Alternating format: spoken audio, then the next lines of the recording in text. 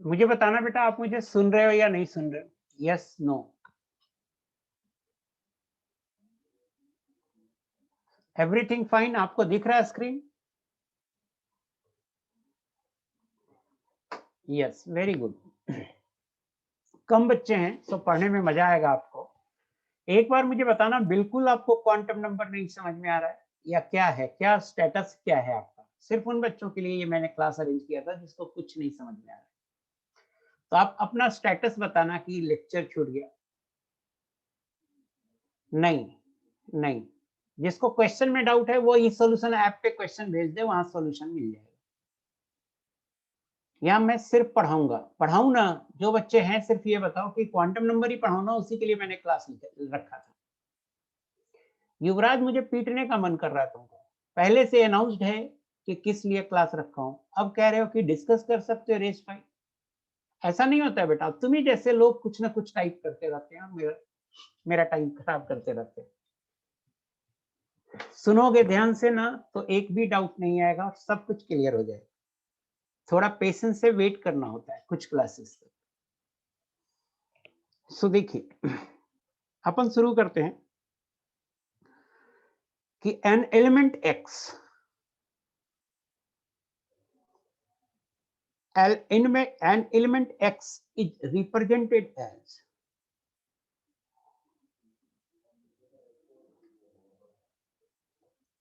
x z a। z को बोलते हैं एटॉमिक नंबर और ये बराबर होता है नंबर ऑफ प्रोटॉन्स।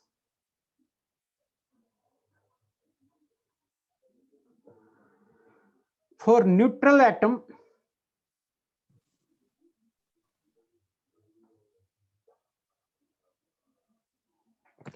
नवीन कुमार, ये डाउट क्लास नहीं है बेटा।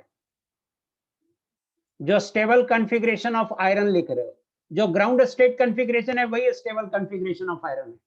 ये डाउट क्लास नहीं है नवीन कुमार। आयरन का कॉन्फ़िगरेशन हम क्लास में लिखे हैं, वही stable configuration of iron. Atomic number बराबर number of protons. For neutral atom number of protons बराबर नंबर ऑफ इलेक्ट्रॉन्स बराबर जेड। ए को बोलते हैं मास नंबर।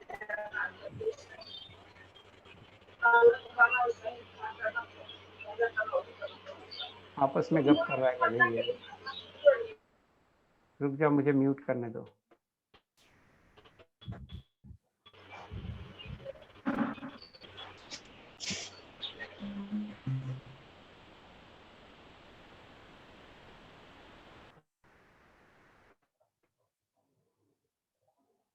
हद है, आपस में गप शुरू कर देते हैं।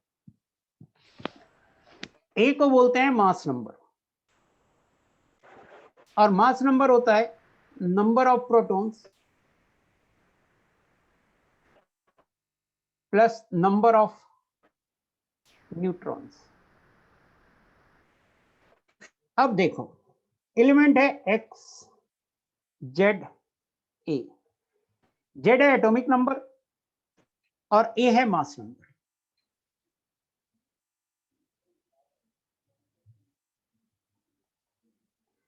नवीन कुमार, मैं क्या बोला बेटा? ये डाउट क्लास नहीं है, क्यों बार बार टाइप कर रहे हो? मुझे नहीं समझ में आ रहा।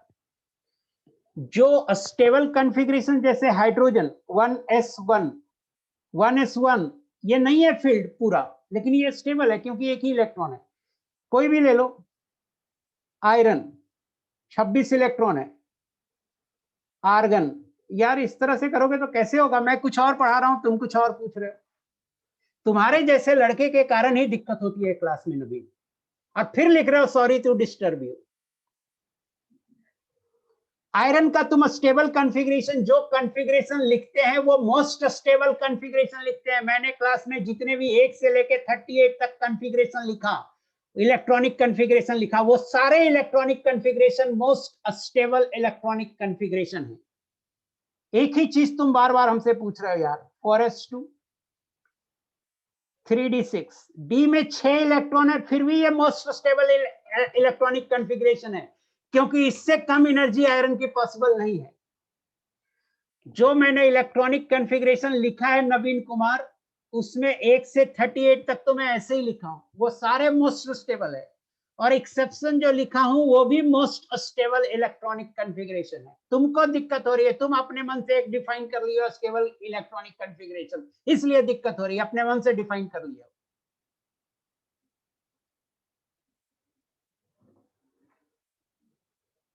मेरे मना करने के बाद भी कुछ लिख देते हो यार, कदे कहीं के। इसलिए नहीं है ना, मैंने क्या कहा कि मैं क्वांटम नंबर पढ़ाऊंगा, सेकंड क्लास में इलेक्ट्रॉनिक कॉन्फ़िगरेशन आता, तो सेकंड क्लास में पूछते।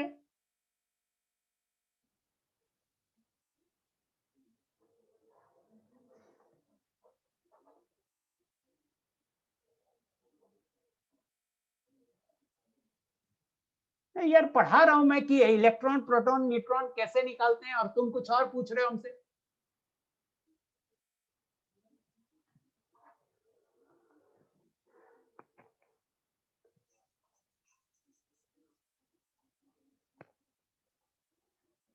तुम जैसे बच्चों के कारण ही क्लास डिस्टर्ब होता है और 50% टाइम बर्बाद होता है।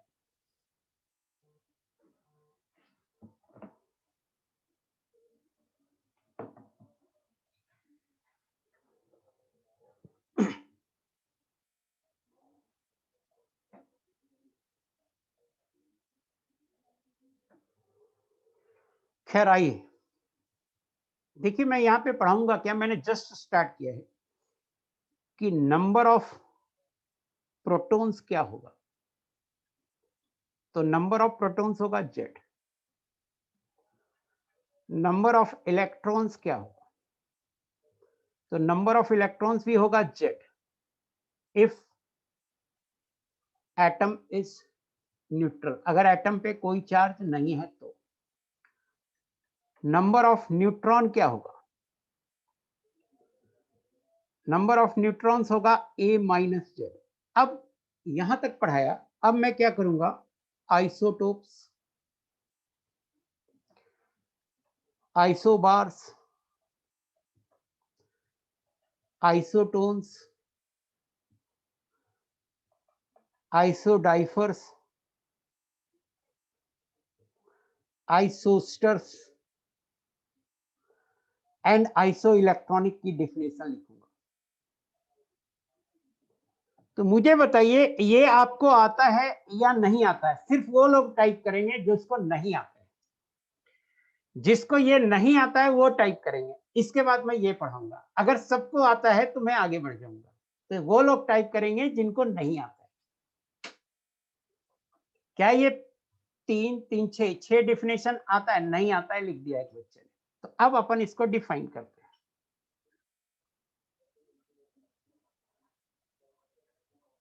आइसोटोप्स होता है same Z but different A. Example 1h1, 1h2, 1h3 and ये हाइड्रोजन के आइसोटोप है, इसका नाम है ड्यूटेरियम और इसका नाम है ट्राइटियम। ड्यूटेरियम को ऐसे भी लिखते हैं 1d2 और ट्राइटियम को ऐसे भी लिखते हैं 1t3। दूसरा एग्जांपल है C612, C614, ये दोनों भी आइसोटोप्स हैं।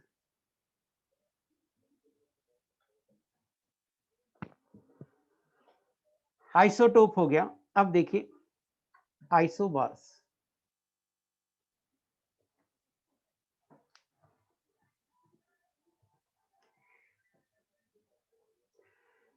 आइसोबार होता है same A but different Z.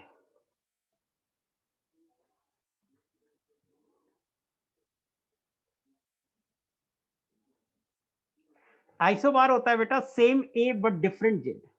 Example है आर्गन, पोटेशियम, कैल्शियम, 40 40 40। आइसोटोप हो गया, आइसोबार हो गया। आइसोटोन्स, आइसोटोन होता है same A minus Z, that is same number of neutrons.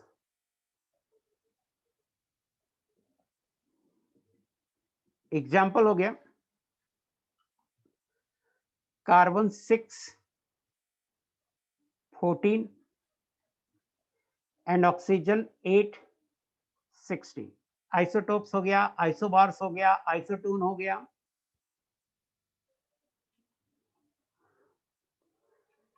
Isodiaphers, आइसोडाइफर होता है सेम ए माइनस 2 जेड,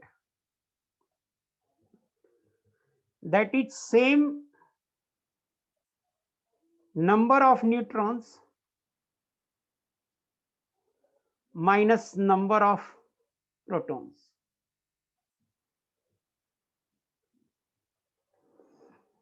इसका एग्जाम्पल देखो, ए माइनस 2 जेड सेम होना चाहिए। जैसे फास्फोरस 15 31,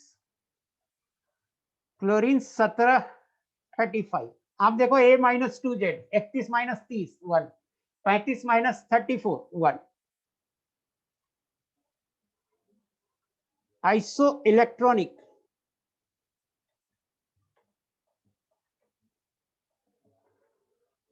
species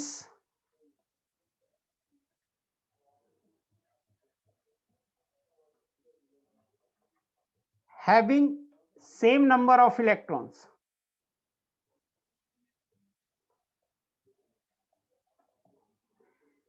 एग्जाम्पल है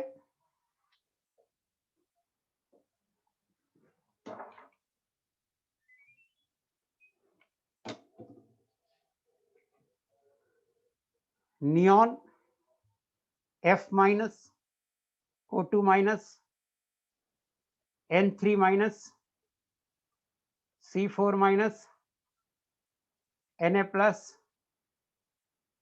Mg2 plus Al3 plus, all are isoelectronic, all are isoelectronic because all have 10 electron।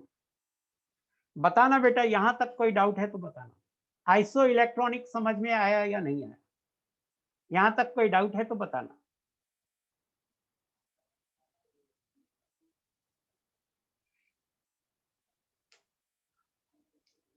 आइसोडाइफर, आइसोडाइफर का definition लिखा बेटा, न्यूट्रॉन की संख्या माइनस प्रोटॉन की संख्या सेम होगी। तो न्यूट्रॉन की संख्या क्या होती है? न्यूट्रॉन की संख्या होती है ए माइनस जेड, अभी अभी बताया हूं। अब प्रोटॉन की संख्या होती है जेड, ये बराबर हो गया ए माइनस 2 जेड। तो अभी अभी बताया मैंने कि आइसोडाइफर का क्या मतलब होता है, न्यूट्रॉन की संख्या माइनस प्रोटॉन की संख्या। तो न्यूट्रॉन की संख्या होती है ए माइनस जेड, अब प्रोटॉन की संख्या होती है जेड, ए माइनस जेड में जेड घटाइएगा ए माइनस 2 जेड होगा। तो आप देखो ए ये है, ए बराबर 31 है और जेड बराबर 15 है, तो ए माइनस 2 जेड कितना होगा? 31 माइनस 30 1 होगा, इसमें निकालो। ए माइनस 2 जेड कितना होगा? 35 माइनस 2 इंटू 17, 35 माइनस 34 एक होगा, यहां भी एक आया यहां भी आया एक आया, तो दोनों क्या है? आइसोडाइफर है। क्यों इतनी सिंपल सी बात नहीं समझ में आती है यार? ऐसे लगता है जैसे क्लास 3 4 के स्टूडेंट हो। आश्चर्यजनक है यार, ऊपर लिख दिया ए माइनस 2 जेड सेम होगा, फिर भी कह रहा नहीं आया समझ में।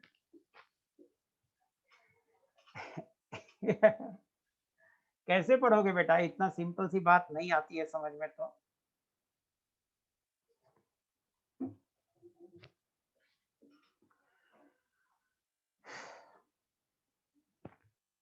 मुझे एक चीज बताइए, तो इन सभी में मैंने लिखा कि ये सभी आइसो इलेक्ट्रॉनिक हैं और सब में 10 इलेक्ट्रॉन है, ये समझ में आया कि नहीं आया? सभी में 10 इलेक्ट्रॉन है, ये बात समझ में आया या नहीं आया? बोलना बेटा। आ गया? नहीं आएगा वाला भाई भी बोलना, तो मैं बताऊंगा। एक नेगेटिव चार्ज का मतलब होता है एक इलेक्ट्रॉन बढ़ गया, और एक पॉजिटिव चार्ज का मतलब होता है एक इलेक्ट्रॉन घट गया। जैसे कोई ऑक्सीजन है, ऑक्सीजन में 8 इलेक्ट्रॉन होते हैं, आप एक इलेक्ट्रॉन जोड़ दोगे तो O माइनस हो जाएगा और 9 इलेक्ट्रॉन हो जाएगा। एक इलेक्ट्रॉन और जोड़ दोगे तो O2 माइनस हो जाएगा और 10 इलेक्ट्रॉन हो जाएगा। उसी तरह से इलेक्ट्रॉन घटाएंगे तो पॉजिटिव चार्ज होगा। जैसे अल्युमिनियम में 13 इलेक्ट्रॉन होता है, एक इलेक्ट्रॉन घटा देंगे तो Al प्लस हो जाएगा और 12 इलेक्ट्रॉन हो जाएगा। एक इलेक्ट्रॉन और बाहर निकाल देंगे, माइनस इलेक्ट्रॉन लिख रहा हूं, तो Al2 प्लस हो जाएगा और एक 11 इलेक्ट्रॉन हो जाएगा। एक इलेक्ट्रॉन और निकाल देंगे तो Al3 प्लस हो जाएगा और 10 इलेक्ट्रॉन हो जाएगा। लास्ट है आइसोस्टर्स। आइसोस्टर होने के लिए आइसो इलेक्ट्रॉनिक होना जरूरी है। आइसो इलेक्ट्रॉनिक स्पेसिस,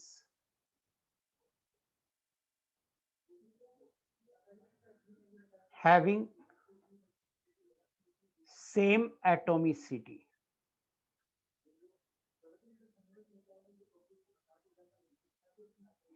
एटोमिसिटी आप समझते होंगे, O2 की एटोमिसिटी 2 है, ओजोन की एटोमिसिटी 3 है, हाइड्रोजन की एटोमिसिटी 2 है, नाइट्रोजन की एटोमिसिटी 2 है, कार्बन डाइऑक्साइड की एटोमिसिटी 3 है। एग्जाम्पल देखो, CO एंड N2, आप देखो number of electron 6 plus 8 14, 7 plus 7 14, iso electronic है, तो पहला कंडीशन फुलफिल हो गया कि आइसो इलेक्ट्रॉनिक है। अब आप एटोमिसिटी देखिए,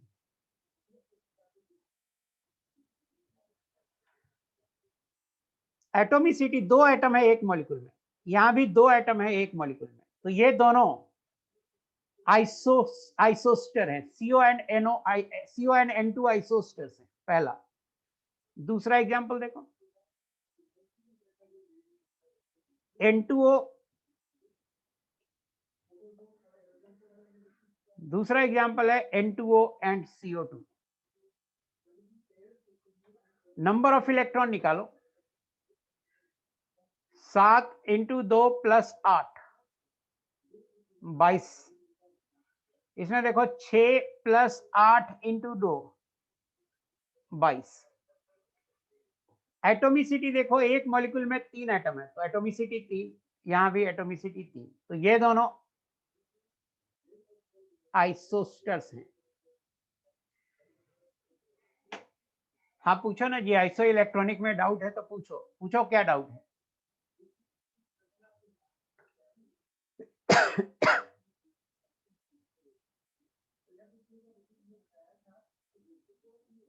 नोट क्या लिखा है मुझे याद थोड़े है, नोट क्या लिखा है वो मुझे याद थोड़े है, सीट नहीं पढ़ता हूं मैं।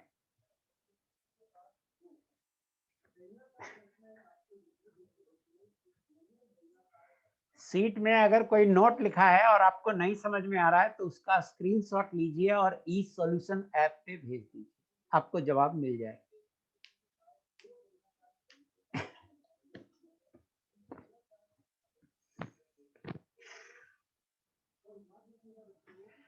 मुझे ये बताइए, आइसोस्टर समझ में आया या नहीं आया? आइसोस्टर समझ में आया या नहीं आया? आ गया। अब देखो अपन क्वांटम नंबर की तरफ बढ़ते हैं। देखिए, एक एटम होता है, एटम का दो पार्ट होता है,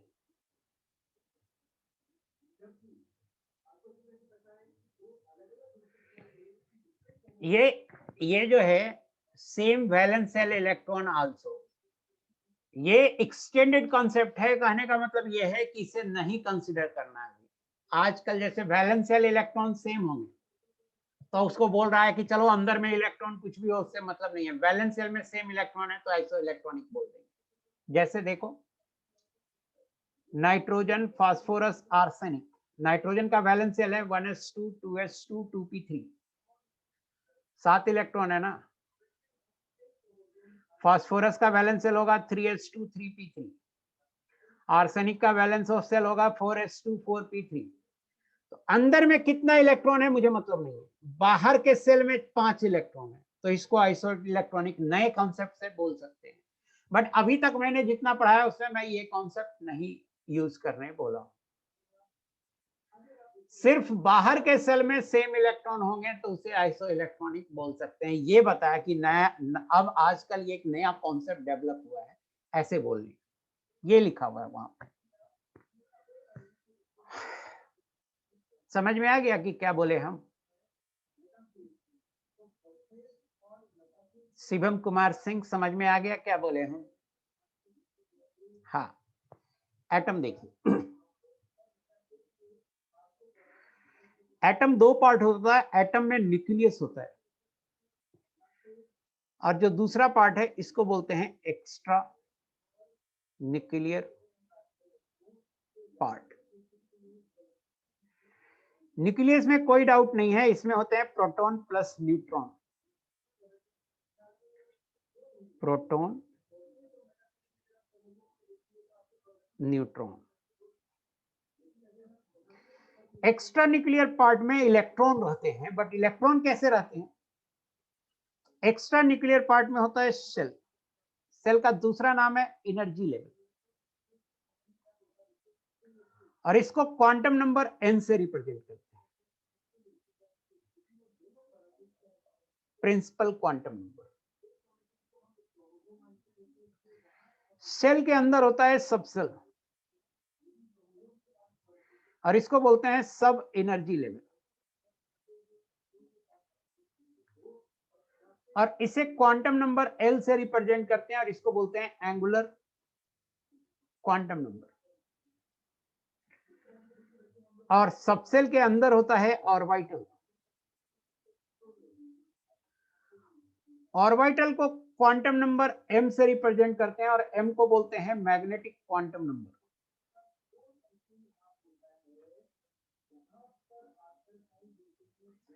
और ऑर्बिटल के अंदर इलेक्ट्रॉन होते हैं, ऑर्बिटल के अंदर क्या होता है? इलेक्ट्रॉन। तो देखिए क्वांटम नंबर मैं डिफाइन कर देता हूं। Quantum number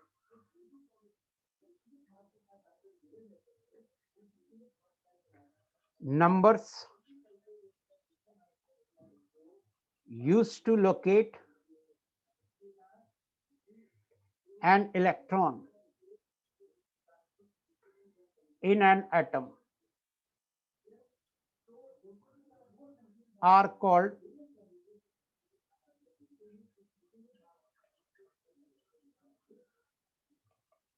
quantum numbers. Numbers used to locate an electron in an atom are called quantum number. किसी एटम के अंदर इलेक्ट्रॉन कहां पे है उसे निकालने के लिए कुछ नंबर यूज करते हैं और उसे बोलते हैं क्वांटम नंबर। कौन सा नंबर यूज करते हैं? तो n, l, m ये सब नंबर है, n, l, m ये सब नंबर है और ये सब यूज करते हैं। n क्या रिप्रेजेंट करता है? तो n रिप्रेजेंट करता है शेल। सेल के अंदर सबसेल होता है, सबसेल रिप्रेजेंट होता है एल से। जैसे सेल का नाम क्या है? तो सेल का नाम है KLMN। सबसेल का नाम क्या है? सबसेल का नाम है SPDF।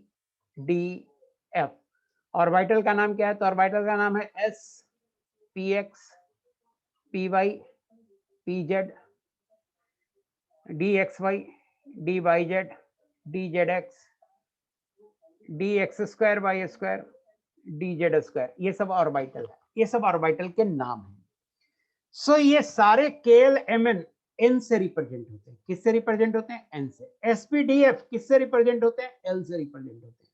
और S P X P Y P Z ये सब किससे रिप्रेजेंट होते हैं? एम से रिप्रेजेंट। अब बात करते हैं वन वन क्वांटम नंबर को, वन बाय वन देखते चलते हैं।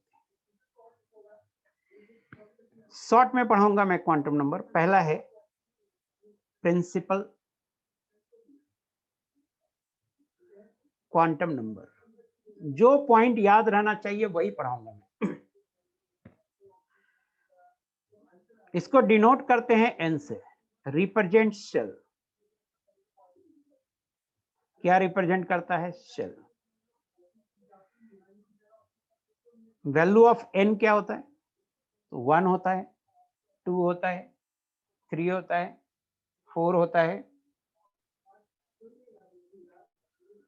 5 होता है, 6 होता है। शेल कौन सा होता है? शेल होता है K L M N O P, ये सेल होते हैं। रिप्रेजेंट करता है शेल। वैल्यू ऑफ एन होता है 1 2 3 4 5 6 और सेल का नाम होता है K L M N O P. और तीसरा पॉइंट है क्या क्या देता है?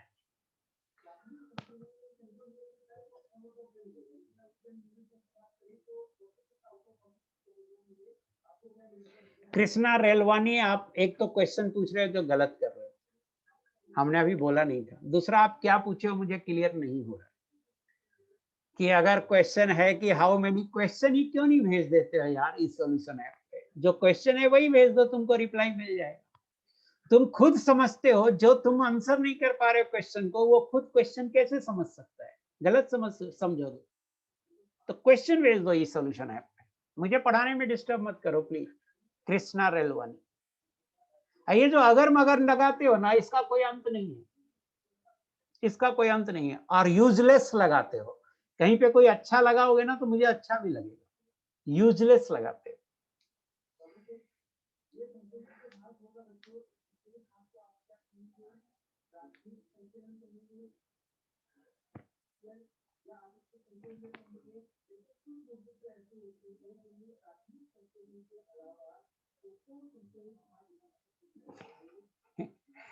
ऐसे तुम्हारे क्वेश्चन का आंसर 3 होगा। तुम्हारे क्वेश्चन का आंसर 3 होगा।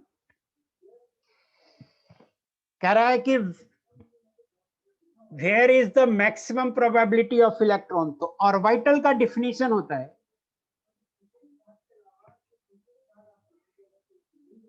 region in a space in which probability of finding the electron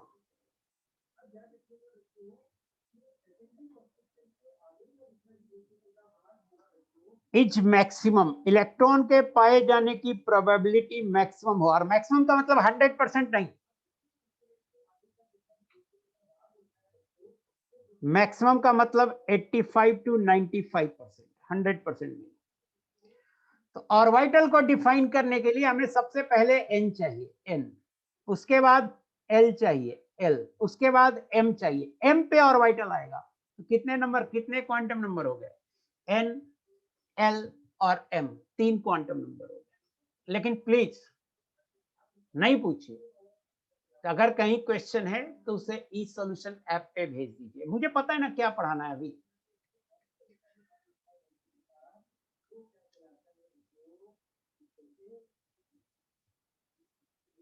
पता नहीं दिव्या कुमार क्या लिखा है, हमको पढ़ने में समझ में नहीं आ रहा। कितने बेवकूफ हो यार, कुछ भी लिखते हो, इरिटेट करने पे लगे हुए हो। प्रिंसिपल क्वांटम नंबर में क्या पढ़ना है ये देखिए। रिप्रेजेंट क्या करता है, वैल्यू ऑफ एन क्या होता है और देता क्या है।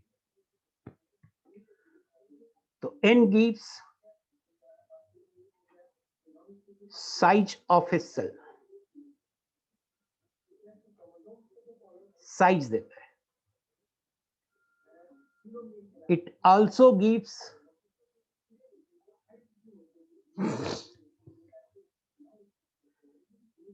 Energy for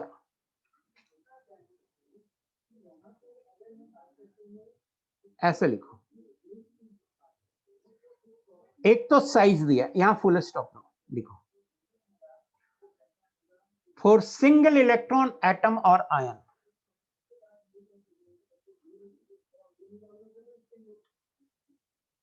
for single electron atom और आयन। एग्जाम्पल क्या होगा सिंगल इलेक्ट्रॉन का? Hydrogen, helium plus, lithium 2+, beryllium 3+. N alone gives energy. N के बारे में यही 3 पॉइंट आपको याद रखना है। N क्या रिप्रेजेंट करता है, वैल्यू क्या होती है और देता क्या है। अब देखिए मैक्सिमम नंबर ऑफ इलेक्ट्रॉन्स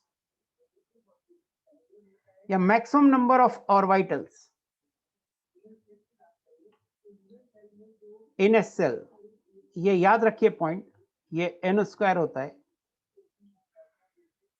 और मैक्सिमम नंबर ऑफ इलेक्ट्रॉन्स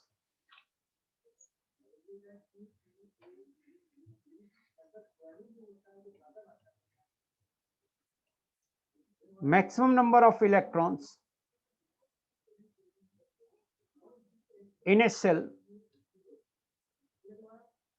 ये होगा 2n², प्रिंसिपल क्वांटम नंबर हो गया। एक एक पॉइंट याद रखना है बेटा, तभी आपको आगे का लेक्चर समझ में आएगा। दूसरा है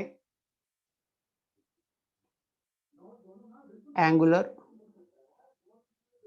और इसी का दूसरा नाम है एजीमुथल, और तीसरा नाम है सब्सिडियरी क्वांटम नंबर, और इसको रिप्रेजेंट करते हैं एल से।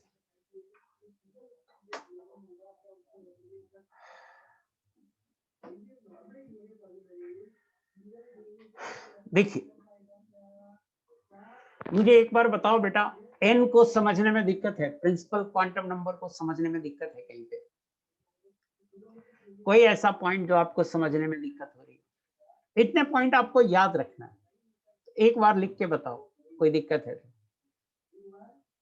Very good.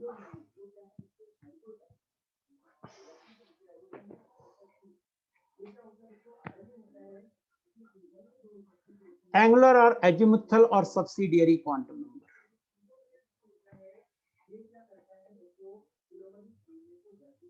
L represents subshell, subshell represent करता है, और सबसेल का नाम है SPDFG। ये सब सबसेल का नाम है, SPDFG। So L represents subcell,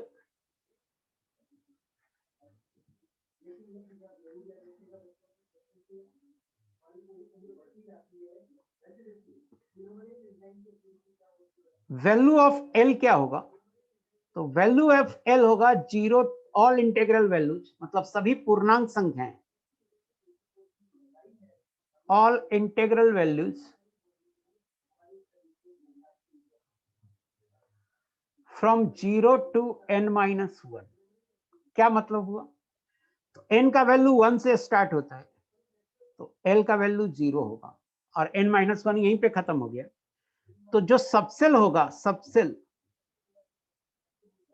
subshell का नाम होगा 1s, जहां 1 डिनोट कर रहा है प्रिंसिपल क्वांटम नंबर। n का वैल्यू 2 होगा, तो L का वैल्यू होगा 0 और 1, सबसेल होगा 2s और 2p।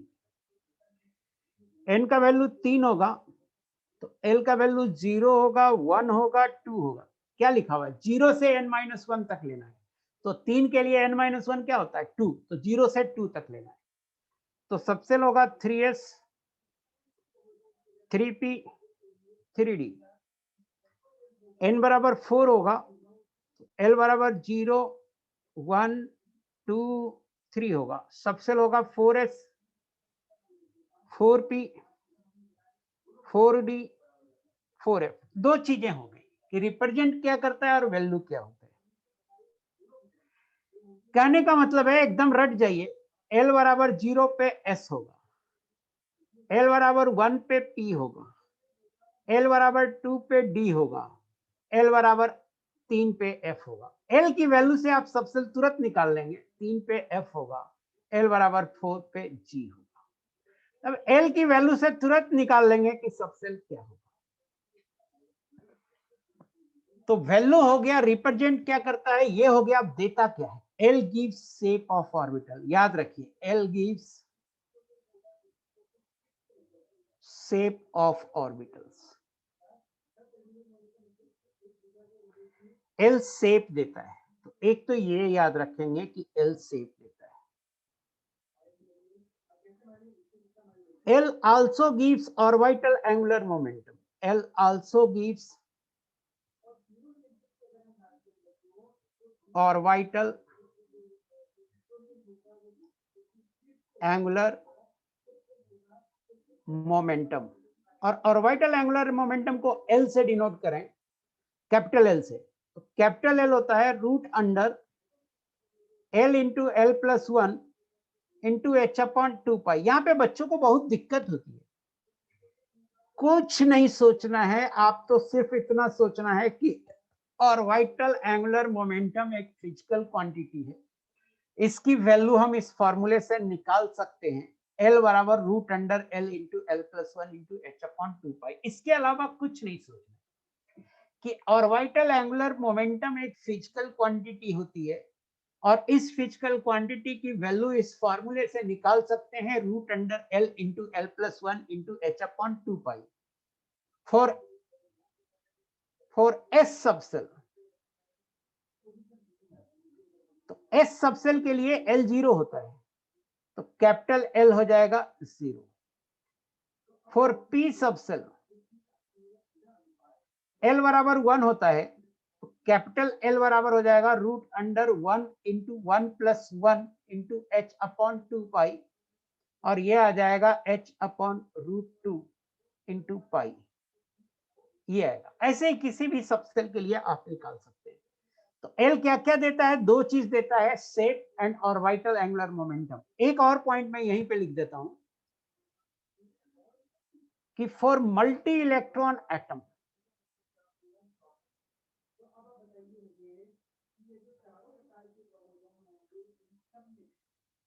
N along with L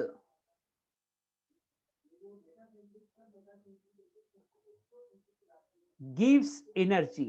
multi electron atom के लिए एनर्जी जो है N और L दोनों मिला के आएगा, तब N प्लस L से आएगा, means N plus L rule होता है एक, जो मैं आगे पढ़ाऊंगा। तो एनर्जी के लिए मल्टी इलेक्ट्रॉन के लिए हम क्या करते हैं, N प्लस L रूल लगाते हैं। H प्लैंक्स कांस्टेंट है, H है प्लैंक्स कांस्टेंट, सॉरी H है बेटा प्लैंक्स कांस्टेंट, एक कांस्टेंट है बेटा, और इसकी वैल्यू होती है 6.626 into 10 to power minus 34 joule second.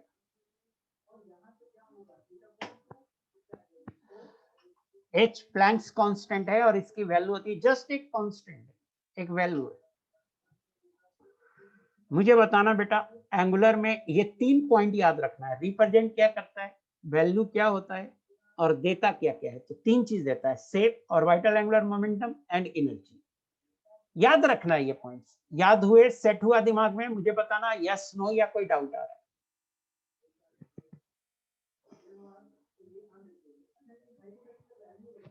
कोई डाउट है बेटा, बोलना।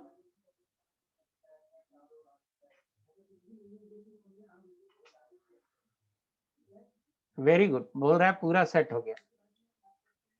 इसीलिए मैं, चूंकि कुछ बच्चे को ऐसे ऐसे डाउट पूछ रहे थे जिनको मुझे साफ लगता था कि क्वांटम नंबर इनका सेट नहीं है दिमाग में, इसलिए मैं अब 2 क्लास रिपीट करने के लिए लिखा कि ताकि मैं रिपीट कर दूं, ताकि आपके दिमाग में सेट हो जाए।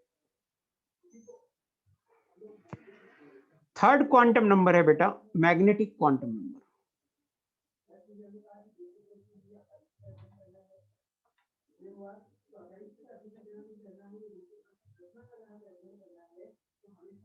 इसको रिप्रेजेंट करते हैं m से।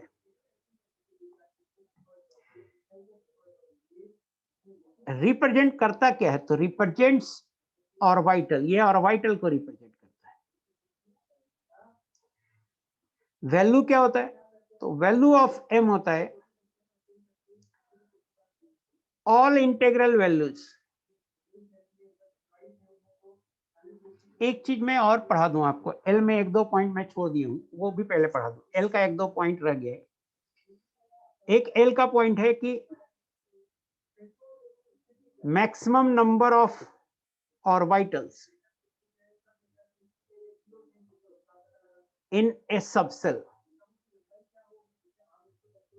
बराबर होता है 12 + 1, और मैक्सिमम नंबर ऑफ इलेक्ट्रॉन्स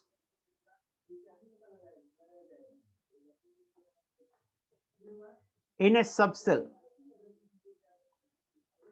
बराबर होगा 2 × 12 + 1।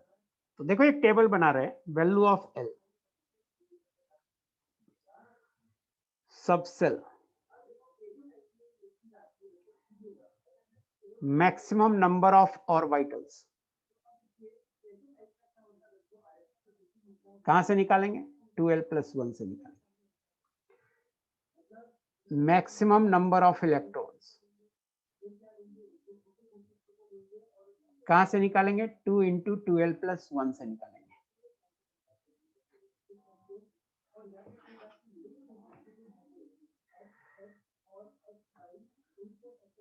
L 0 होता है, L 1 होता है, L 2 होता है, L 3 होता है। 0 पे सबसे बोला मैं S होता है, 1 पे P होता है, 2 पे D होता है, 3 पे F होता है। L की वैल्यू इसमें रख दीजिए, 0 रख दीजिए, 1 ऑर्बिटल होगा।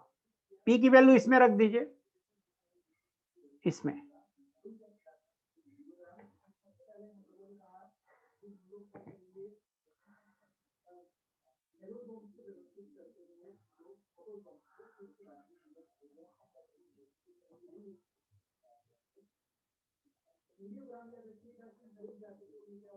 इसमें वैल्यूज रखते जाइए, निकालते जाइए। तो L का वैल्यू 1 रखेंगे तो 3, L का वैल्यू 2 रखेंगे तो 5, L का वैल्यू 3 रखेंगे तो 7। इसको 2 से गुना कर दीजिए तो इलेक्ट्रॉन निकल जाएगा। 2, 6, 10, 14। अब आ जाइए magnetic quantum number. Third quantum number है मैग्नेटिक क्वांटम नंबर।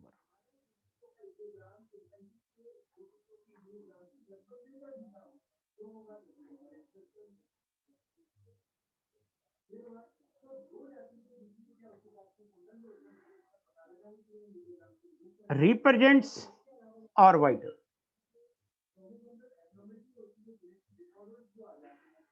इसको रिप्रेजेंट करते हैं m से, सिंबल है m। वैल्यू ऑफ m क्या होगा? वैल्यू ऑफ m होगा बेटा ऑल इंटीग्रल वैल्यूज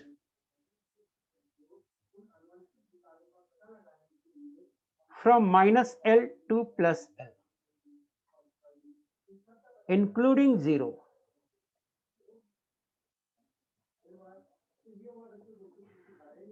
तो L बराबर 0 होगा तो m बराबर 0 होगा।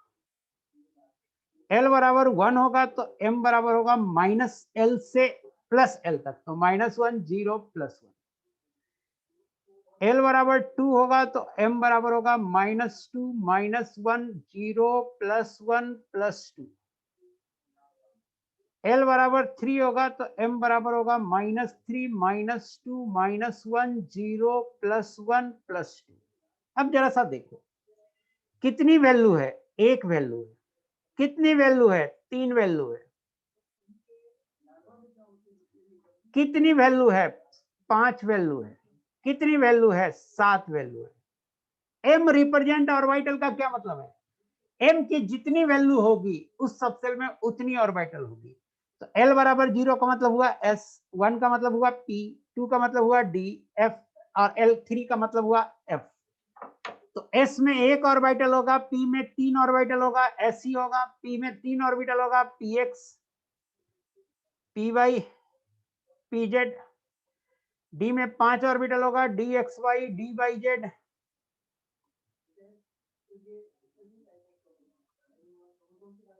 dzx, dx square by square, dz square, और f में 7 ऑर्बिटल होंगे, नाम नहीं पता मुझे, टोटल 7 ऑर्बिटल होगा। नाम होना चाहिए, कुछ नाम रिक्वायर्ड नहीं होता है इसलिए मुझे याद नहीं है। Total 7 orbitals.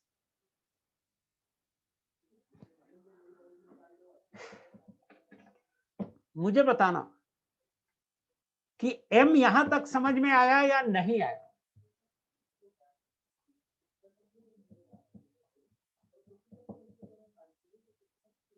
आया, वेरी गुड। अब बस एक पॉइंट और रह गया, 2 पॉइंट हो गया इसका कि ये ऑर्बिटल रिप्रेजेंट करता है और वैल्यू क्या होता है। तीसरा पॉइंट रह गया, देता क्या है। तो it gives orientation of orbital.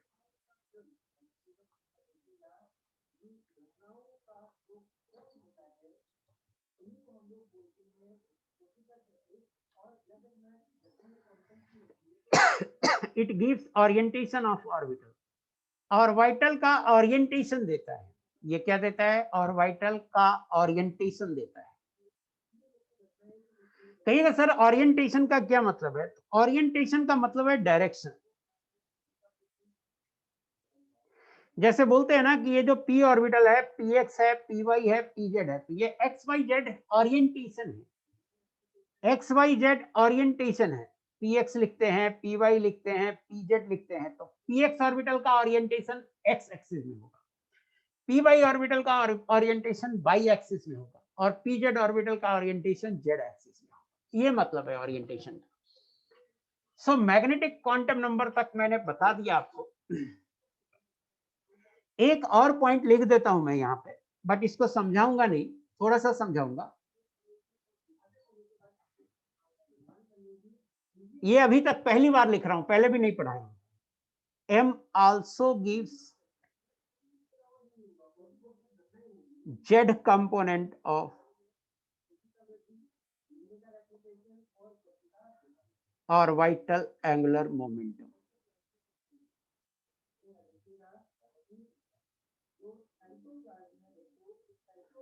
और इसको डिनोट कर रहे हैं LZ से, कैपिटल L से। LZ होगा mh/2π। ये मैं नहीं समझा रहा हूं कि ये मैं क्या लिखा हूं। याद रखो जेड कंपोनेंट क्या है, ऑर्बिटल एंगुलर मोमेंटम का, ये सब नहीं समझा रहा हूं। सिर्फ याद रखो कि ये ऑर्बिटल एंगुलर मोमेंटम का जेड कंपोनेंट भी देता है। कुछ नहीं समझा रहा हूं मैं इसलिए, अभी समझ में आएगा ही नहीं इसलिए नहीं समझा रहा हूं। इनफैक्ट पहले जब पढ़ाया था मैं, अभी 11 लेक्चर क्वांटम नंबर पढ़ाया हूं, उसमें मैं ये लाइन नहीं लिखा था जानबूझ के, क्योंकि मुझे पता था बच्चों को बिल्कुल समझ में नहीं है।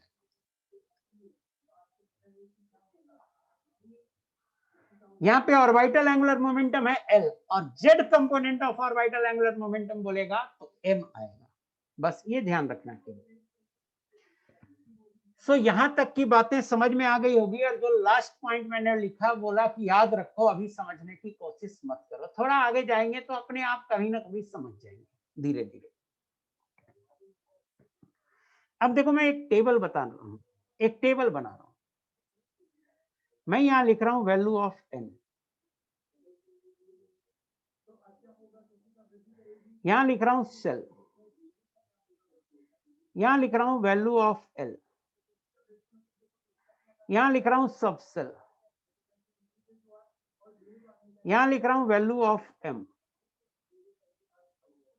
और यहां लिख रहा हूं ऑर्बिटल।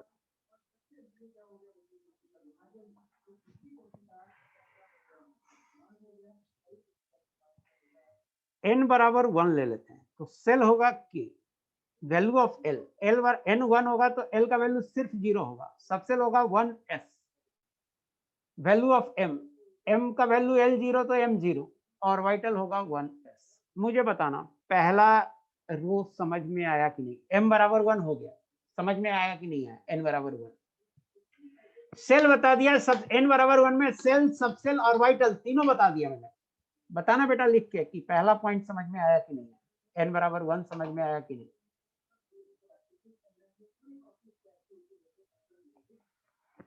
नहीं भी लिखोगे? आ गया, वेरी गुड। अब n बराबर 2 देखते हैं।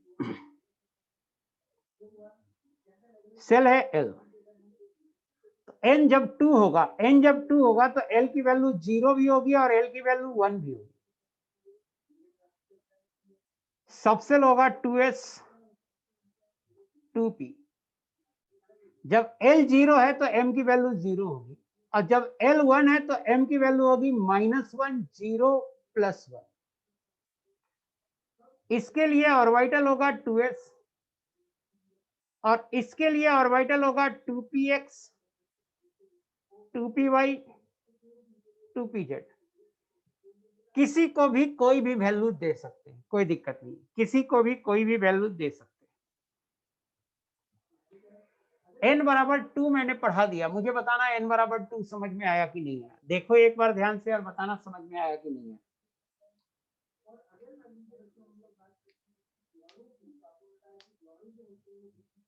Very good, very good. अब n बराबर 3 देखते हैं।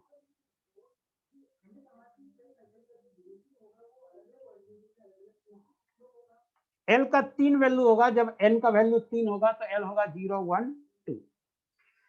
सबसेल होगा 3s, L1 है तो 3p और L2 है तो 3d। m का वैल्यू जब L0 है, L0 है तो m0, L1 है तो m का वैल्यू होगा -1 0 +1 और L2 है तो m का वैल्यू होगा -2 -1 0 +1 +2। इसमें जो ऑर्बिटल आएगा वो 3s है, इसमें जो ऑर्बिटल आएगा वो 3px 3py और 3pz आएगा, और इसमें जो ऑर्बिटल आएगा वो 3dxy 3byz 3dzx 3dx2y2 और 3dz2। n की कोई भी वैल्यू दे सकते हैं किसी को भी। यहां तक अगर आपको समझ में आता है तो इसका मतलब क्वांटम नंबर का बेसिक समझ में आया, क्वांटम नंबर का बेसिक समझ में आया। बताना बेटा यहां तक समझ में आ गया अच्छे से?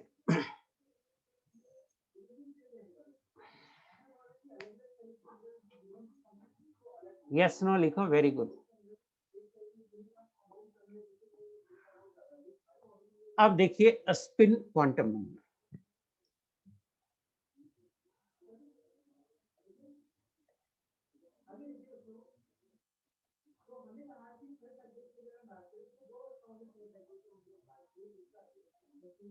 Spin quantum number,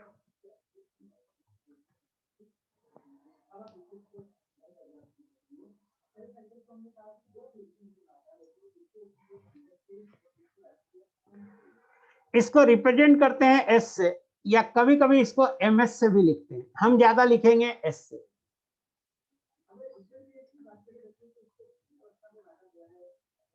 represents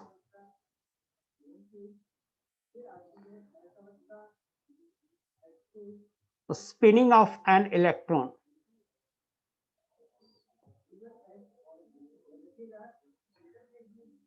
about its own axis.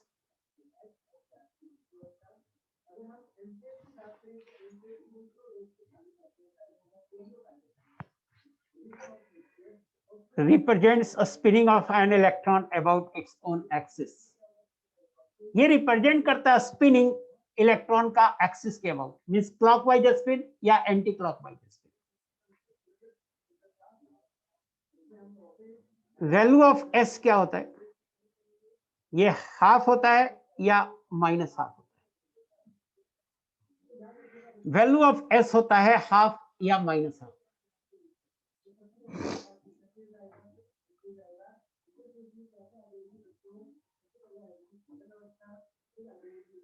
अगर फॉर क्लॉकवाइज स्पिन एस बराबर हाफ लेते हैं और इसे ऊपर से डिनोट कर रहे हैं, तो for anti clockwise spin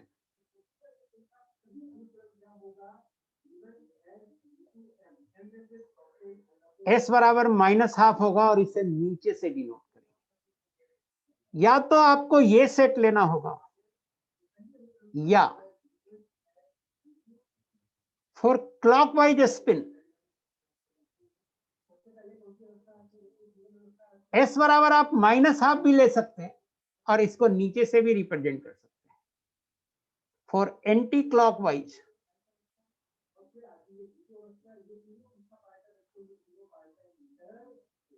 S बराबर आप +½ भी ले सकते हैं और इसको ऊपर से रिप्रेजेंट करना। अब देखिए एक टर्म है total spin.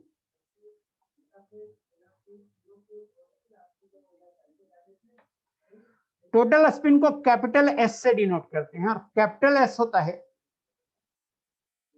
n into small S,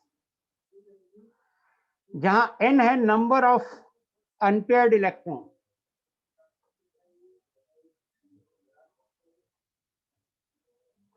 और s है ½ या -½ इसको बोलते हैं टोटल स्पिन।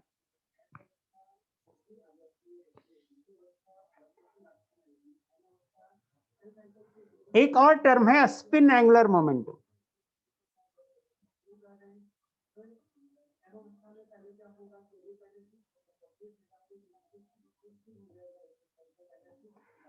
और स्पिन एंगुलर मोमेंटम निकालने का फॉर्मूला है, फॉर्मूला ही सिर्फ याद रखेंगे s into s plus 1 into h/2π और s का वैल्यू ½ होगा। तो बस फॉर्मूला याद रखें कि स्पिन एंगुलर मोमेंटम निकालने का फॉर्मूला क्या है। इसके पहले हम ऑर्बिटल एंगुलर मोमेंटम निकाले थे जो L से निकला था, यहाँ स्पिन एंगुलर मोमेंटम निकाले हैं जो S से निकलेगा। छोटा s बड़ा s का ध्यान रखिएगा, सिर्फ टोटल स्पिन में बड़ा S लिखते हैं, बाकी सब जगह छोटा s लिखते हैं। चारों क्वांटम नंबर मैंने आपको अभी अभी पढ़ा दिया। अब देखते हैं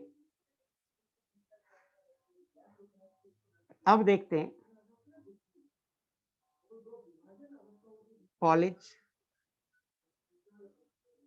एक्सक्लूजन प्रिंसिपल।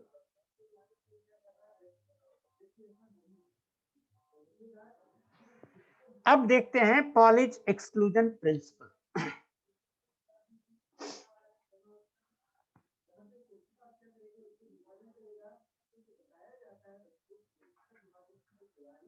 देखिए पॉलिच एक्सक्लूजन प्रिंसिपल, ये प्रिंसिपल कहता है बेटा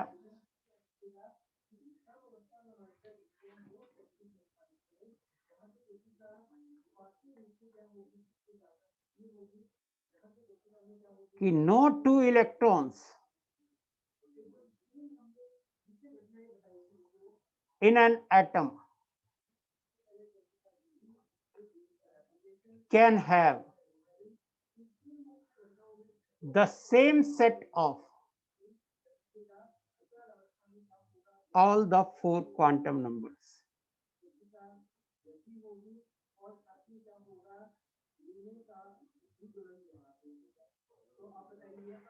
No two electrons in an atom can have the same set of all the 4 quantum numbers. 2 electron का चारों क्वांटम नंबर सेम नहीं हो सकते हैं, ये रूल है। 3 तक सेम होगा, चौथा नहीं सेम होगा। अब इसका कंक्लूजन क्या है ये देखिए।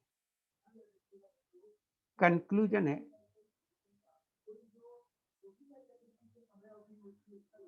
an orbital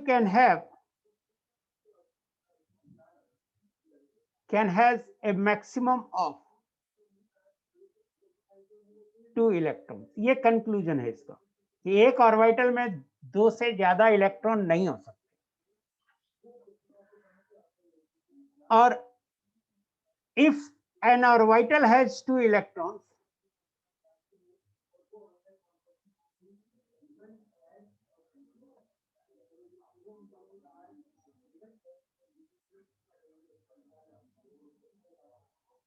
then they must have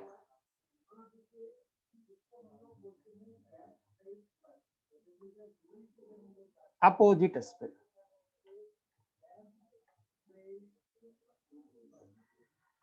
Then they must have opposite spin. जैसे देखिए हम एक ऑर्बिटल ले रहे हैं 3dz ले रहे हैं, तो 3dz में n बराबर 3 हो गया और l बराबर 2 हो गया। n और l तो फिक्स हो गए। m की कोई एक वैल्यू होगी, -2 होगी या -1 होगी या 0 होगी या +1 होगी या +2 होगी। m की कोई एक वैल्यू होगी, कोई भी एक वैल्यू आप अपने मन से ले लो। m 0 हो गया। m की वैल्यू भी अब फिक्स हो गई। अब ये 3 वैल्यू नहीं चेंज होगा इस ऑर्बिटल, तो एक इलेक्ट्रॉन आप इसमें रख दीजिए और उस इलेक्ट्रॉन का s का वैल्यू दे दीजिए हाफ। दूसरा इलेक्ट्रॉन लीजिए, फिर से एक इलेक्ट्रॉन लीजिए,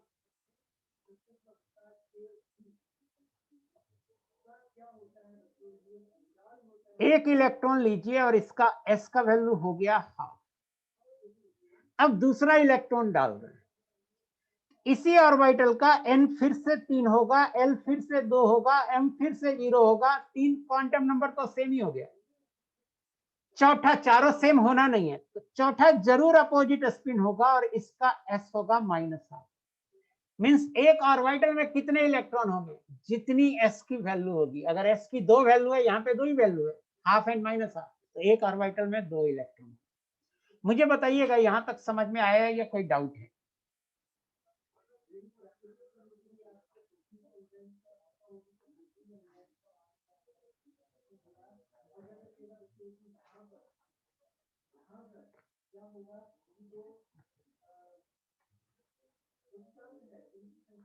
वेरी गुड।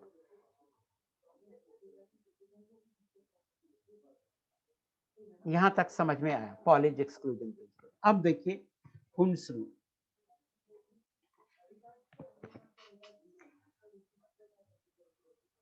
पहले देखो डीजेनरेट ऑर्बिटल्स।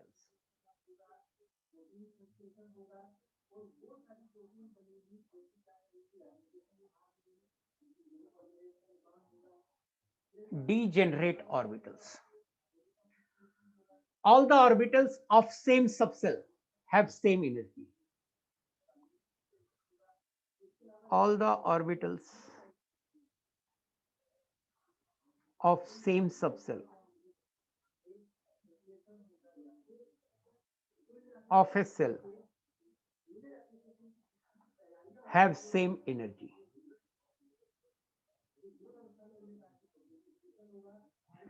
जैसे मान लो कि सबसेल है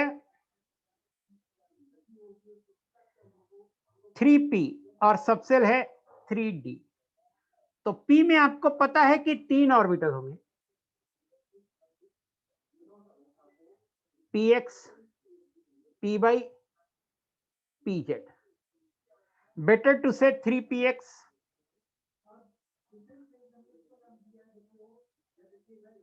3p by 3pz.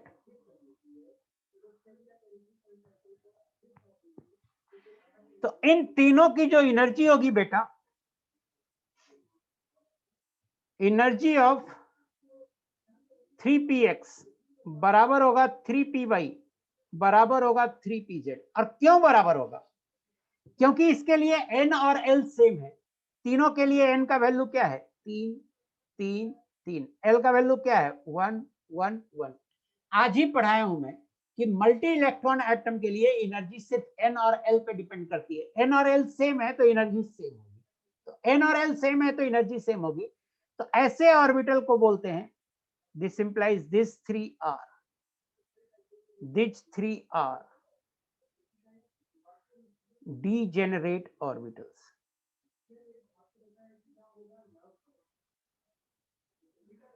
ये तीनों डीजेनरेट ऑर्बिटल हैं। डीजेनरेट ऑर्बिटल किसको बोलते हैं? सेम एनर्जी वाले को बोलते हैं। उसी तरह से देखिए 3d, 3d में 5 ऑर्बिटल होगा।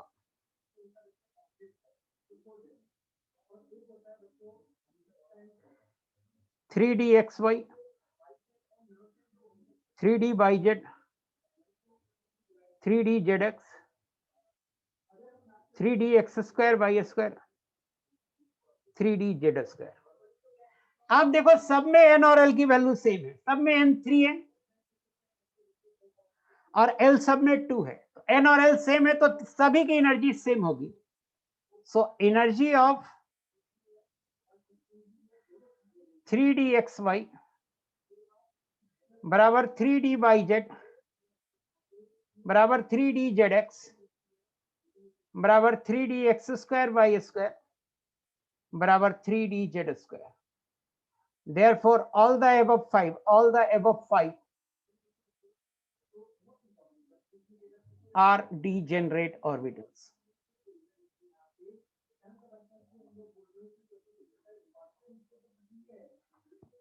मुझे बताना बेटा ये डीजेनरेट ऑर्बिटल समझ में आया या नहीं आया?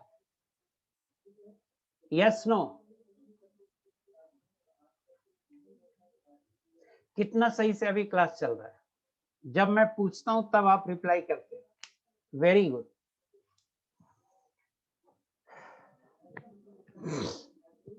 अब देखो Hund's rule.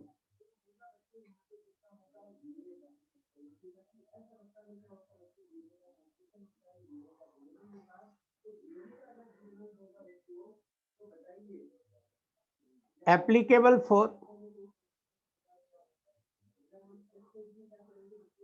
filling of electrons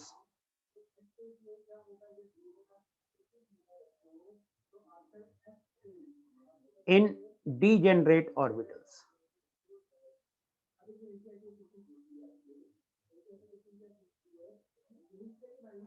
Applicable for filling of electrons in degenerate orbitals. किसके लिए applicable है? जिसमें degenerate orbitals है। Most stable configuration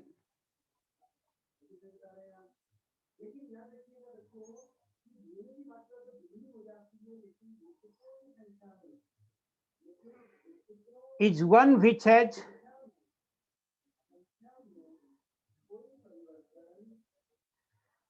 highest value of a spin multiplicity.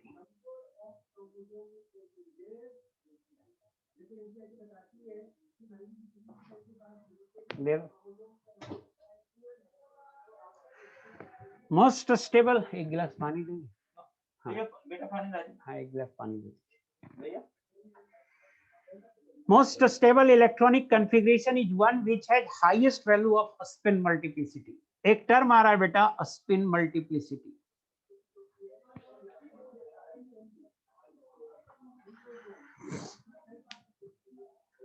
एक टर्म आ रहा है। पहले तो मैंने कहा कि ये डीजेनरेट ऑर्बिटल होगा तो उसमें इलेक्ट्रॉन कैसे भरेंगे, इसके लिए है रूल। ये रूल कहता है कैसे भरेंगे, तो उस अरेंजमेंट से भरेंगे जिस अरेंजमेंट का स्पिन मल्टीप्लिसिटी हाईएस्ट होता है। तो सवाल ये उठता है कि सर स्पिन मल्टीप्लिसिटी होता क्या है? तो देखो मैं स्पिन मल्टीप्लिसिटी को डिफाइन कर रहा हूं।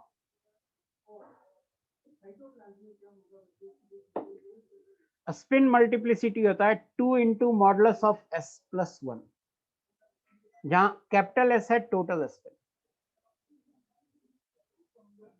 क्या है ये नहीं है, रूल बना कि जिसका स्पिन मल्टीप्लिसिटी मैक्सिमम होगा वो स्टेबल होगा।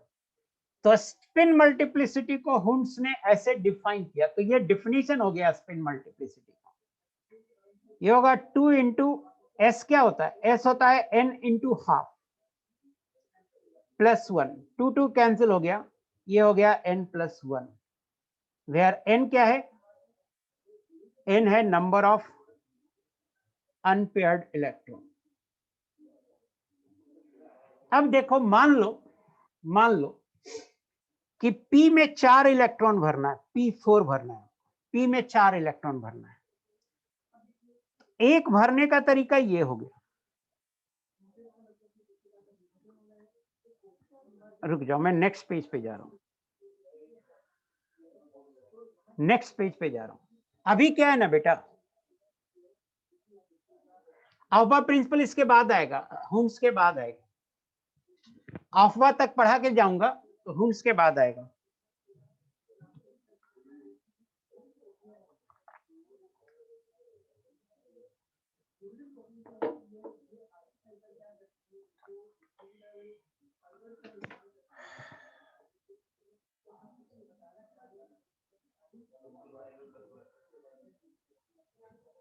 मतलब आप मोटा मोटी ऐसे भी समझ सकते हैं कि स्पिन मल्टीप्लिसिटी है number of unpaired electron plus 1।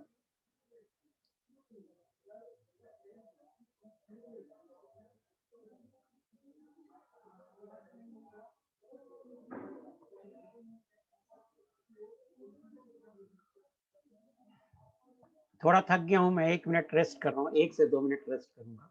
आपको तब तक कुछ लिखना है तो लिखो।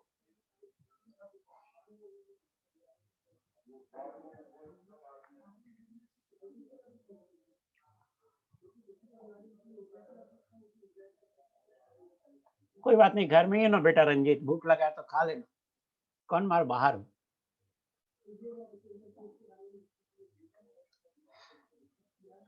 समझ में आ रहा है, नहीं समझ में आ रहा है मुझे? अच्छा कोई बात नहीं, पहले बात करो ना, समझने पे बात करो। समझ में अच्छे से आ रहा है, नहीं आ रहा है? मजा आ रहा है मुझसे पढ़ने में, नहीं आ रहा?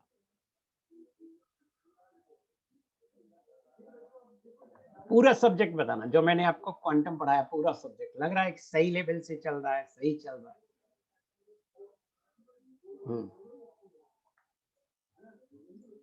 तो जब क्लास हो ना, क्लास, तो आलतू फालतू मत लिखना। 11th में ऑफलाइन कोई बैच अभी तो नहीं है मेरे पास, ऑनलाइन ही है। यही बैच था ऑनलाइन, आप लोग आ गए हैं, पहले से हम तो कुछ पढ़ाए ही थे। Thank you very much.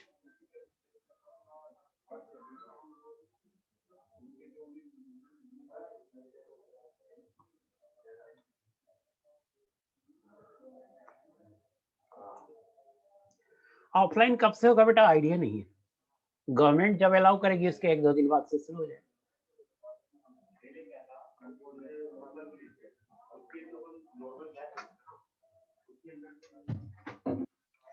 Class लगातार हो गई थी 3 घंटे की, ब्रेक नहीं मिल पाया था मुझे, इसलिए मैं सोचा कि 2 मिनट पानी P low. Thank you very much, thanks for your patience also.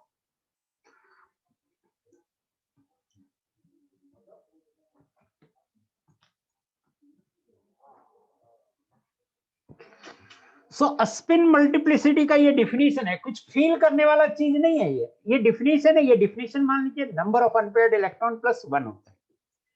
अब देखिए, मान लेते हैं 3p में 4 इलेक्ट्रॉन भरना है, तो कोई एनर्जी तो सबकी सेम है, px py pz की, कोई ऐसे भर सकता है,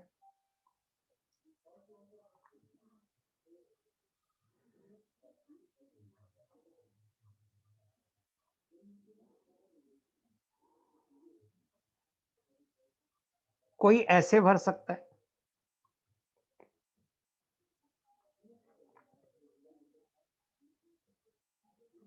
कोई ऐसे भर सकता है,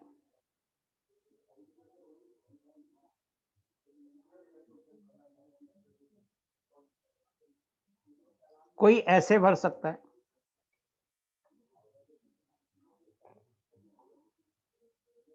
कोई ऐसे भर सकता है। आप मान लो ये फर्स्ट है, ये सेकंड है, ये थर्ड है, ये फोर्थ है, ये फिफ्थ है। एक तो हुआ कि आप अनपेयर्ड इलेक्ट्रॉन से स्पिन मल्टीप्लिसिटी निकालो, लेकिन उससे थोड़ी गलती हो जाएगी। देखो मैं कैसे निकालता हूं स्पिन मल्टीप्लिसिटी। जिसमें 2 इलेक्ट्रॉन है जिस ऑर्बिटल में, तो उसमें हाफ और माइनस हाफ 0 हो गया। तो हाफ और माइनस हाफ 0 हो गया, तो दोनों इलेक्ट्रॉन जिसमें, इसको मैं डायरेक्ट 0 लिख दे रहा हूं। तो स्पिन मल्टीप्लिसिटी होगा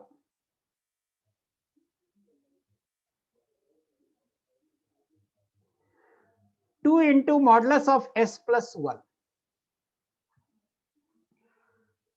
2 इंटू 0 प्लस 1 बराबर 1। मॉडुलस ऑफ s यहां 1 होगा, सॉरी 0 होगा।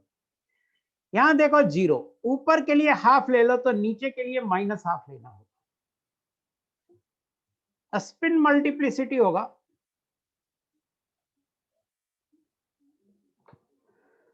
2 into modulus of s plus 1। ये होगा 2 इंटू, देखो मॉडुलस ऑफ s में लिख रहा हूं, 0 plus half minus half plus 1 बराबर 1। प्लीज अभी पढ़ाई से रिलेटेड बात करो ना बेटा, मुझे बताओ स्पिन मल्टीप्लिसिटी निकाल रहे हैं, ये समझ में आ रहा है? सीखो ना कैसे निकाल रहे हैं। अगर एक ही ऑर्बिटल में दोनों इलेक्ट्रॉन होगा तो जीरो कर लेंगे एस की वैल्यू। और ऐसा भी सेकंड वाला केस देखिए, सेकंड वाला केस देखिए, एक इलेक्ट्रॉन ऊपर है, एक इलेक्ट्रॉन नीचे है, स्पिन अलग अलग है। स्पिन अलग अलग है तो सबको जोड़े, पहला को जीरो कर लिए, दूसरा को ऊपर को हाफ लिए, तो तीसरा को नीचे है तो माइनस हाफ लिए, जोड़े, इसका भी 1 आया। इसमें देखते हैं,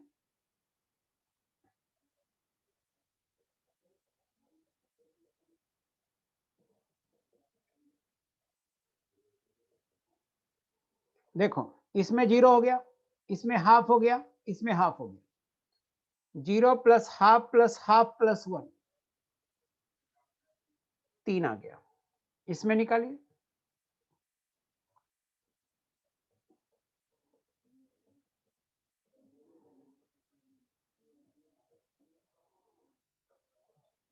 zero minus half, 2 into modulus of 0 minus half plus 1,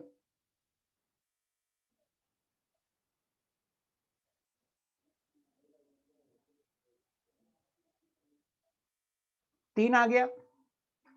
इसमें देखिए,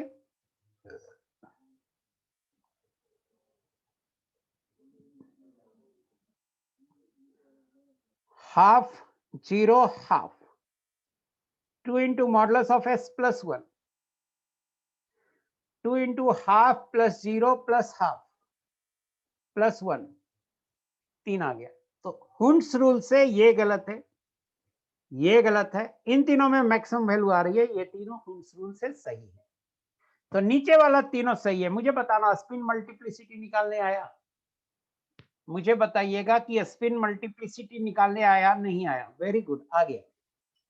कंक्लूजन क्या है? कंक्लूजन याद, कंक्लूजन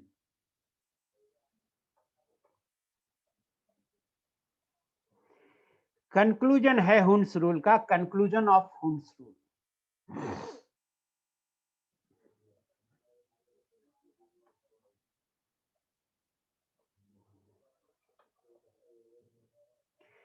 कंक्लूजन है कि pairing of electrons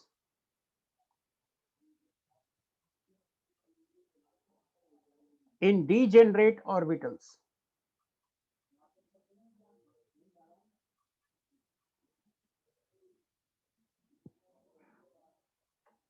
occurs only when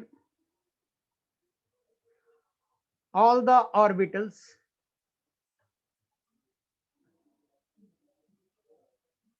contain one electron each with same spin।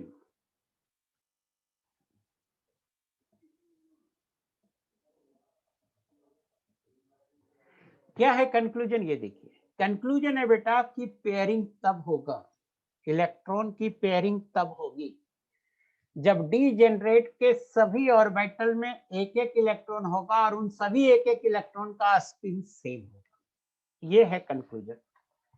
Conclusion है कि डीजेनरेट ऑर्बिटल में पेयरिंग तब होगा जब सभी ऑर्बिटल में एक एक इलेक्ट्रॉन भर देंगे और सभी एक एक इलेक्ट्रॉन जो भरे उसका स्पिन सेम होगा, उसके बाद पेयरिंग होगा। जैसे देखिए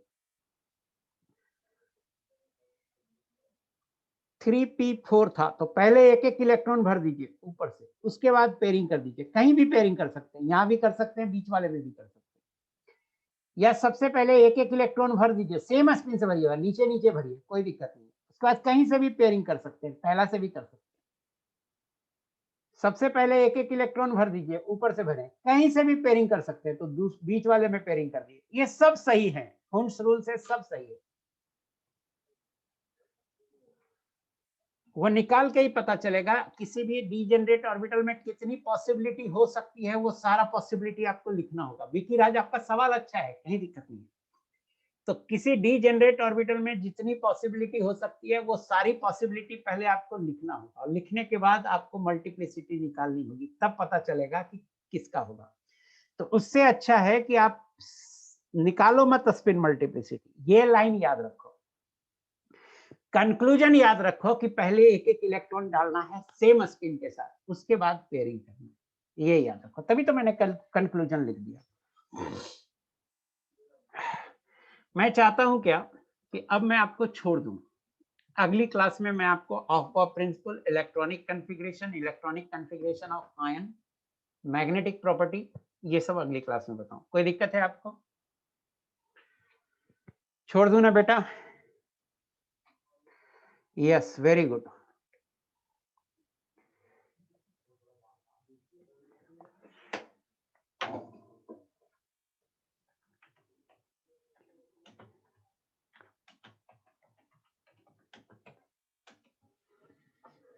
बैकअप क्लास 1 नाम दिया हूं इसको।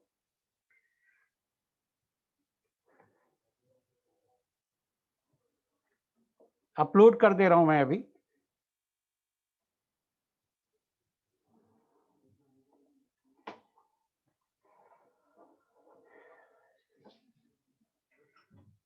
Okay, welcome welcome all of you.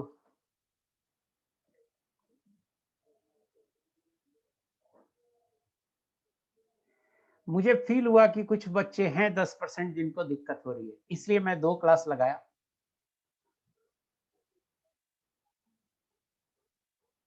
Krishna Relwani, ऐसे क्लास होने के लिए आपको डिसिप्लिन रहना होगा। ये बात मैं 10 क्लास हो गया, 11 क्लास हो गया समझा रहा हूँ, आप नहीं समझ रहे हो। कुछ ना कुछ लिखते जा रहा है हर कोई, उसका लॉस होगा। रंजीत कुमार लिख रहा है love you sir, love you too यार।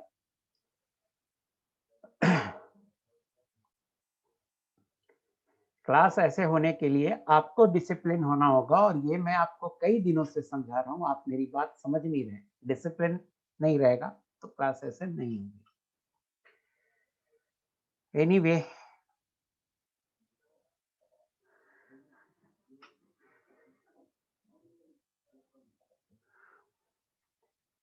थक गया इसलिए मैं छोड़ दिया, बहुत हुआ यार।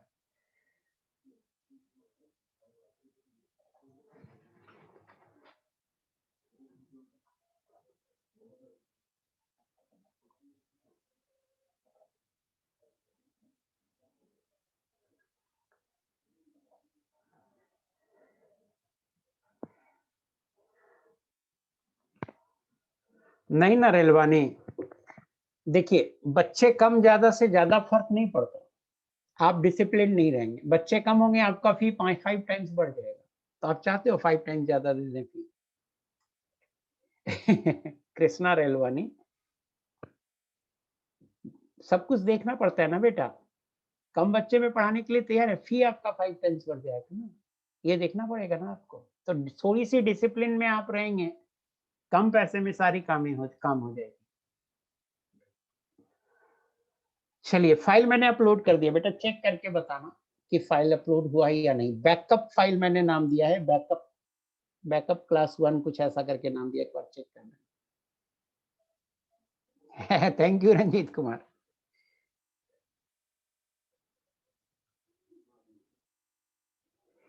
नहीं ना, सिर्फ टीचर से नहीं होता ना। अच्छा रंजीत कुमार, ऐसा करते हैं, नहीं कृष्णा रेलवानी, ऐसा करते तेरे को निकाल देते हैं इस बैच से, किसी दूसरे बैच में डाल देते।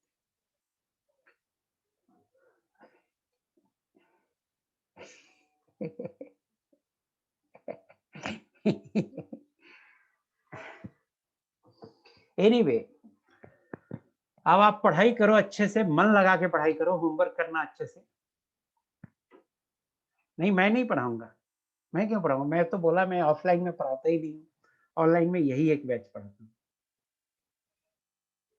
ऑफलाइन में 12th और रिपीटर को पढ़ाता हूँ। 11th में पहली बार मैं पढ़ा रहा हूँ, यही बैच पढ़ा रहा हूँ, इससे पहले मैं 11th जल्दी पढ़ाता ही नहीं।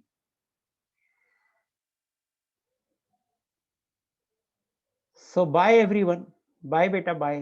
पढ़ाई करना, होमवर्क करना अच्छे से। Bye everyone.